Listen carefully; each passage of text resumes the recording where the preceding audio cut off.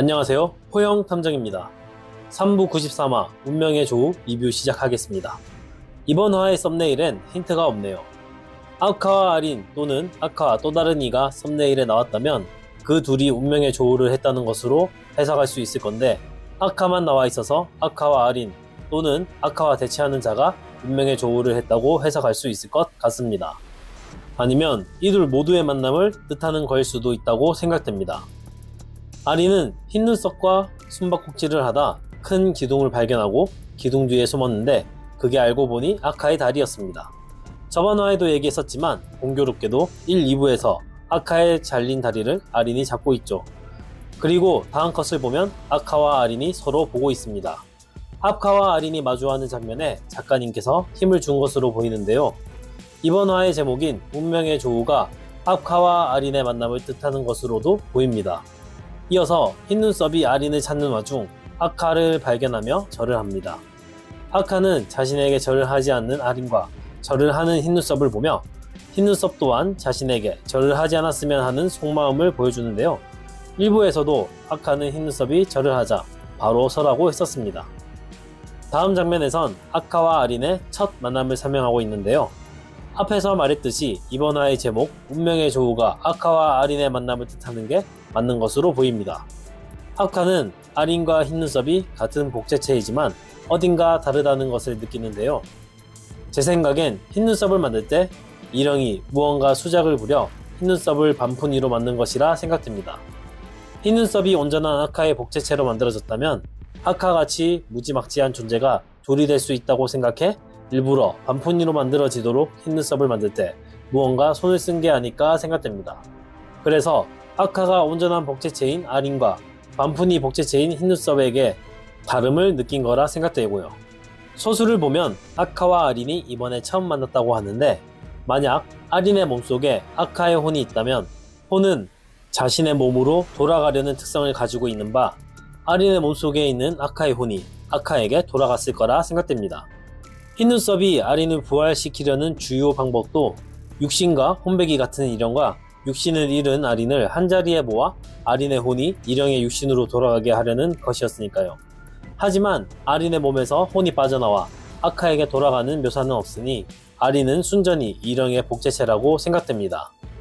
아카가 아린에게 처음인지라 표현할 수 없는 무거운 감정을 느꼈다는데, 아카가 느낀 무거운 감정이 무엇인진 아직 감이 안 잡히네요.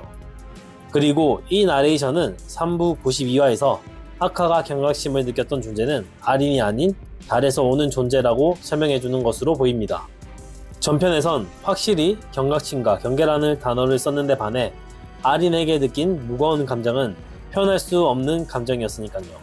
다음 장면에선 아린이 달에서 오는 거대한 빗덩이를 발견합니다. 빗덩이가 아카에게로 가면서 끼에 캬 이라는 소리가 나는데요. 이를 본 고차가 융합한 천재의 광류와 유사하다고 합니다. 천재가 실성하지 않았다면 아카에게 싸움을 걸지 않을 거라며 저건 천재가 아닐 거라고 하는데요. 고차의 이 설명은 저게 천재라는 말이죠. 고차의 말대로라면 천재가 말 그대로 실성했거나 아니면 아카와 맞붙어도 충분히 승산이 있다고 판단했기 때문에 온 거라고 생각됩니다.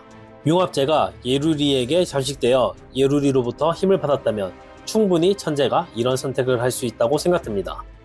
흰산은 현재 폭발 직전의 상황까지 온 것으로 보입니다. 고차는 이제 와서 재물을 바친다고 흰산이 수그러들 것 같지 않다고 하는데요. 아마 흰산은 실제 역사와 같이 946년에 일어났던 대폭발인 천년 분할을 할 것으로 보입니다. 독자분들도 알다시피 흰눈썹과 아린은 재물로 바쳐지지 않았으니까요. 생존 본능만큼은 기가 막히는 일영이 저 빗덩어리를 보고 흰눈썹을 데리러 가다 바로 멈춥니다. 빗덩어리가 궁에 당도하자 신하들은 아린과 흰눈썹을 데리고 피하려고 합니다. 그런데 아린의 눈을 보면 흰자위만 남아있는데요. 3부 79화에서 울라와 비라의 어미가 죽고 고명백족을 만났을 때 아린의 눈동자가 절하했습니다. 이번에 아린은 흰산과 공명을 하는지 우하는 효과음까지 있습니다. 아린이 위험에 처하게 되면 아린이 의식을 잃고 무언가 아린을 보호하는 것으로 보이는데요. 이는 황료가 위험에 처했을 때 고망이 나타나는 것과 비슷한 기전이 아닐까라는 생각이 듭니다. 그렇다면 아린의 내면에 있는 무언가가 아린을 지켜준다라는 건데, 저는 이게 아린에게 내재된 인간의 혼들이라고 생각됩니다. 이령이 아린을 만들기 전 흰산의 힘을 모으기 위해 인간으로 만든 두루마기 씨의 힘을 착취했었는데 그 숫자가 얼마나 되는진 모르겠지만 이령의 망상으로 봤을 때 고차 및 명예의 인물들을 모두 죽일 정도는 되어 보이죠. 이령이 죽인 인간이 수백 수천은 되지 않을까 생각됩니다. 그리고 아린을 만들 때 이령은 수많은 인간의 혼과 융합된 흰산의 힘을 가진 채로 아린을 만들어 아린에게 수백 수천의 인간의 혼도 함께 내재되었고, 그래서 인간의 혼 플러스 흰산의 일족은 아카라는 공식을 완성한 아린이 흰산으로부터 하늘로 인식되었다고 생각됩니다. 아린을 지키는 것이 아린에게 내재된 독하디 독한 수많은 인간의 원혼이기에 구명백족이 그렇게 죽어나갔고 무두리 사부가 맥을 못 춘 거라 생각됩니다. 아무튼 제 뇌피셜상 인간의 원혼이 아린을 지켜주기 위해 힘을 쓸 때 아린의 눈동자가 백색으로 되는 것이 아닐까 생각됩니다. 눈이 돌아간 아린을 아카가 품에 안자 다시 눈동자가 돌아오는데요. 아카와 함께하면 안전하다고 판단해서 그런 게 아닐까 생각됩니다. 아카와 빗덩어리가 충돌하자 짐승들은 죽어나가고 인간들은 멀쩡히 살아있는데요. 저 빗덩어리의 성질과 관련된 현상으로 보입니다. 여태 압도적인 존재로 묘사되던 아카가 처음으로 무릎을 꿇는 장면이 나오며 이번 화가 마무리됩니다. 지금부터 호영 탐정의 뇌피셜 추리를 시작해 보겠습니다. 고차가 저 빗덩어리는 융합제의 기술과 비슷하다 했습니다. 저 빗덩어리 안에 융합제가 있다면 현재 융합제는 아카의 무릎을 꿇게 할 정도로 강해진 상태이죠. 강해진 원인은 명확합니다. 잠식된 융합제가 예루리의 봉인을 건드렸고 예루리의 봉인이 풀렸다는 거죠.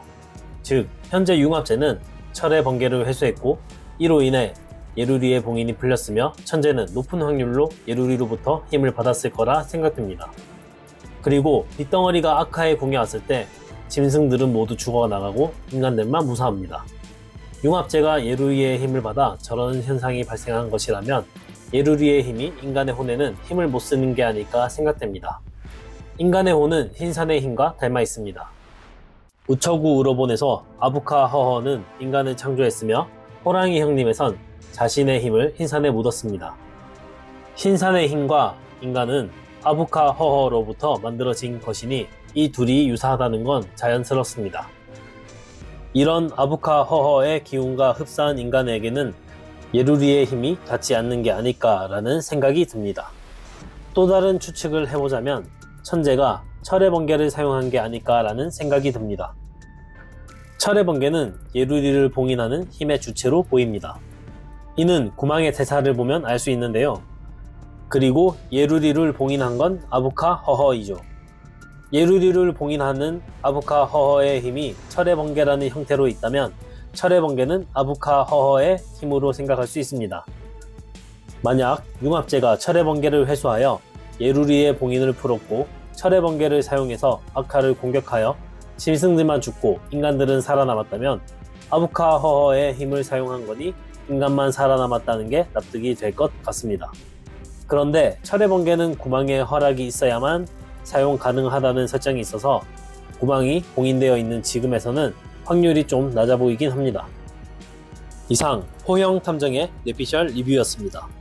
여러분들의 의견 댓글로 남겨주시면 좋겠습니다. 영상이 재미있었다면 구독, 좋아요 부탁드립니다. 감사합니다.